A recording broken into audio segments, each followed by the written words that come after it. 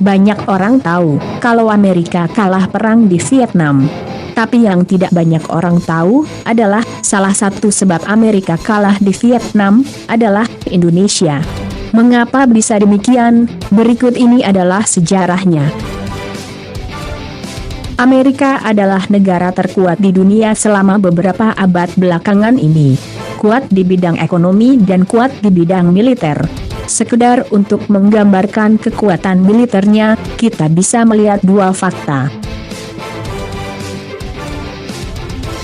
Yang pertama, penerimaan devisa nomor 1 di Amerika adalah dari ekspor senjata, baru kemudian dari ekspor film. Kedua, Pentagon, Departemen Pertahanan Amerika Serikat, adalah institusi pemegang hak cipta terbanyak di dunia. Kebanyakan penemuannya adalah di bidang persenjataan. Artinya, persenjataan Amerika sudah terbukti paling berkembang di dunia. Dua fakta ini menunjukkan betapa kuatnya Amerika. Akan tetapi, dengan segala kekuatan ini, Amerika kalah di Vietnam. Setidaknya dari 2,7 juta orang Amerika yang bertugas di Vietnam, tercatat ada 58.159 orang yang tewas, 1.719 orang hilang, dan sebanyak 303.635 orang luka-luka. Memang, jumlah ini lebih sedikit dari jumlah orang Vietnam yang tewas, tapi hengkangnya Amerika dari wilayah Indochina tersebut jelas-jelas merupakan fakta sejarah bahwa Amerika kalah dalam perang Vietnam. Lalu apa hubungannya dengan Indonesia? Tentara Amerika kalah dalam perang Vietnam karena tidak mampu menghadapi serangan gerilyawan Viet Cong. Gerilyawan Viet Cong sangat menguasai medan pertempuran di hutan-hutan. Mereka sangat menguasai teknik perang bergerilya. Lalu, dari mana gerilyawan Viet Cong belajar perang gerilya yang hasilnya menang perang lawan Amerika? Disinilah hubungannya perang Vietnam dan Indonesia.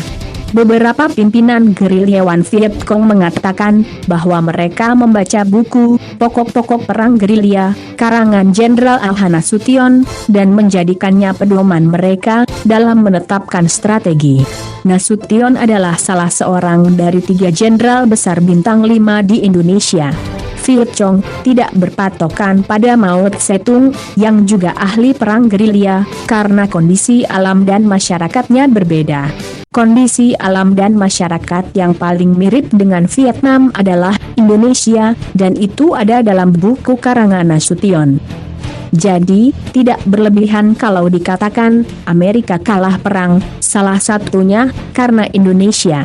Dan apa hikmahnya? Tetap saja perang adalah bencana, dan kita berdoa agar tidak terjadi lagi. Akan tetapi, fakta di atas menunjukkan bahwa pemikiran seorang anak bangsa Indonesia bisa memengaruhi peta dunia. Karena itu, jangan ragu untuk berkarya dan menuangkan pikiran kita.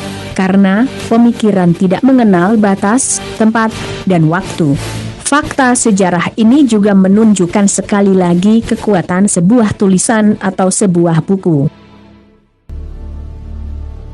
Jutaan orang mungkin punya pengalaman perang gerilya, tapi akhirnya, yang bisa menjadi referensi adalah yang menulis. Setelah kekalahannya di Vietnam, Amerika berusaha kembali menaikkan citra dan harga dirinya. Puluhan film-film bertemakan perang Vietnam, seperti film Rambo dan film serinya Tour of Duty, bermunculan dengan sudut pandang Amerika menang melawan gerilyawan Vietnam. Belajar dari Vietnam, Amerika kini menghindari perang langsung, kecuali didahului serangan udara bertubi-tubi. Lalu, apa yang bisa kita pelajari dari perang Vietnam? Kita bisa belajar bahwa kita tetap punya kesempatan untuk bangkit, kita tetap punya kesempatan untuk menang. Pertempuran kita saat ini bisa berwujud banyak bentuk. Saat ini, kita bertempur secara ekonomi, budaya, politik, dan sebagainya.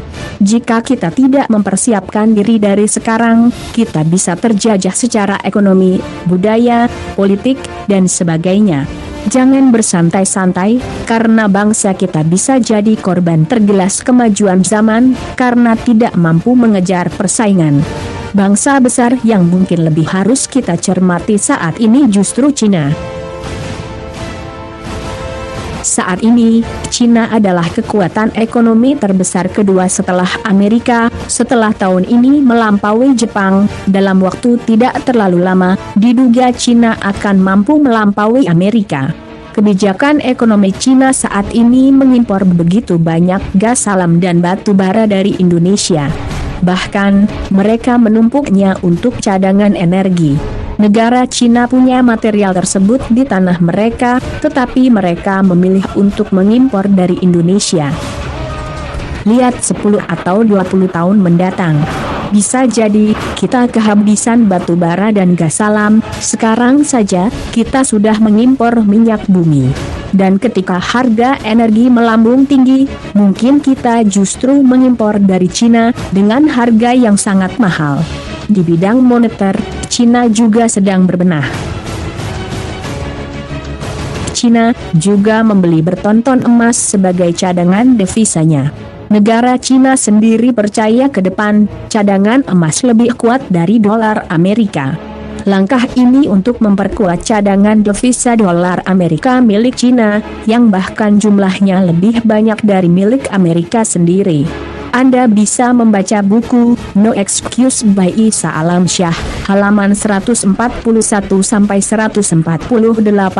sangat menyakitkan, tapi akan membangkitkan semangat Anda membangun bangsa. Jika pemimpin negara kita tidak mencermati keadaan ini, maka masa depan bangsa cukup mengkhawatirkan. Kini saatnya kita sebagai individu berusaha menyelamatkan bangsa dimulai dari diri sendiri. Memulai dari diri sendiri dengan membangun keluarga yang kuat. Memulai dengan membangun keluarga yang mempunyai cita-cita tinggi dengan spirit no excuse. Menyiapkan keluarga yang kebal krisis dengan konsep think dinner, membangun jalinan keluarga berbasis sakinah. Ingat, tantangan masa depan akan jauh lebih berat. Video ini diambil dari tulisan Kompasiana.com yang ditulis oleh Agung Pribadi. Terima kasih.